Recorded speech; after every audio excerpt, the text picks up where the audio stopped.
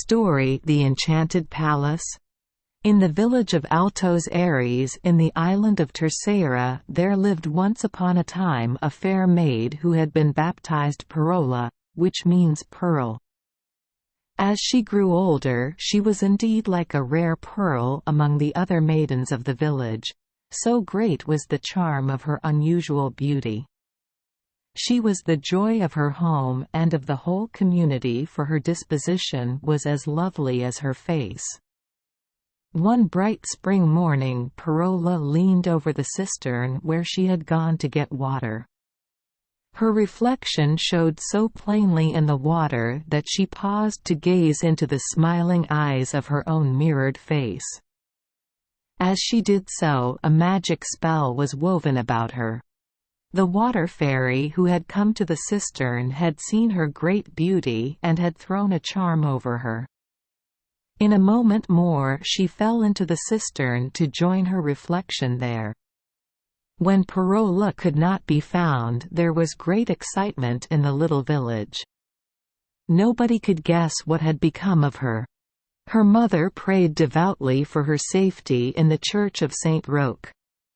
All the villagers sought for her in every possible place. Now at the north of the island of Terceira, there are groups of tiny rocks in the sea which are called the biscoitos or biscuits. Here there lived a wise old woman who had a great reputation among all the people of the island for her knowledge. "Let us go to consult the wise woman of Biscoitos," said one of the village youths when they had sought long and faithfully for a trace of the hiding place into which Perola might have vanished.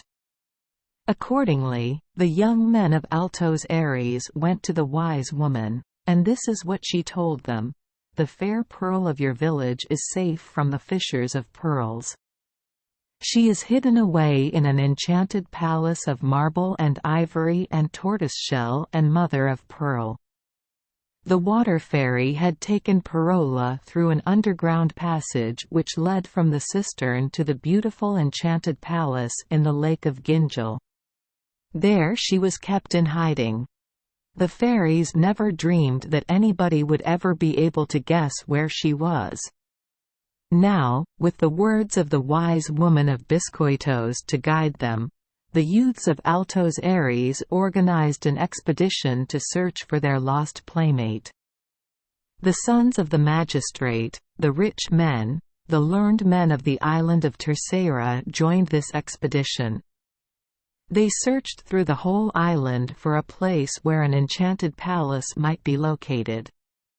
At last, upon St. John's Day, when the days and nights are of equal length, this band of the brave youths of Terceira came to the shores of Lake Gingel in the interior of the island. This is surely the enchanted place. Here in this lake must lie the fairies' palace of marble and ivory and tortoiseshell and mother of pearl, somebody cried. "How shall we be able to approach this magic palace and rescue Perola?" asked one. "How shall we be able to break her enchantment?" asked another. "Let us camp here upon the border of the lake and consider how best to proceed," said the leader of the expedition. Now at that very hour on St. John's Day the mother of Perola was in the church of Saint Roque in Altos Aires praying devoutly for her daughter's safe return. Suddenly she heard a strange voice.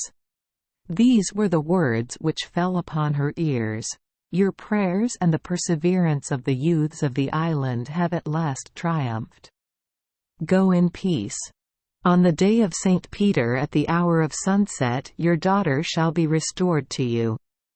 Her enchantment shall be broken and she shall be brought to the bank of Lake Gingel in a boat of ivory, drawn by a snow-white swan." When the youths encamped upon the shore of the lake heard these tidings, they set up such a shout of joy that it was indeed enough to break any enchantment. At the time appointed Perola was brought to the bank of the lake in a boat of ivory drawn by a snow-white swan, just as fair and lovely as upon the day when she had vanished from the little village of Altos Aires. This is the story of the Lake of Gingel. It is quite probable that the enchanted palace of the water fairies is still there. Thank you for joining us for today's fairy tale. We hope these stories bring joy and meaning to your day. If you love our channel, please hit the subscribe button so you won't miss any exciting tales. Wishing you a good night and sweet dreams. See you in the next story.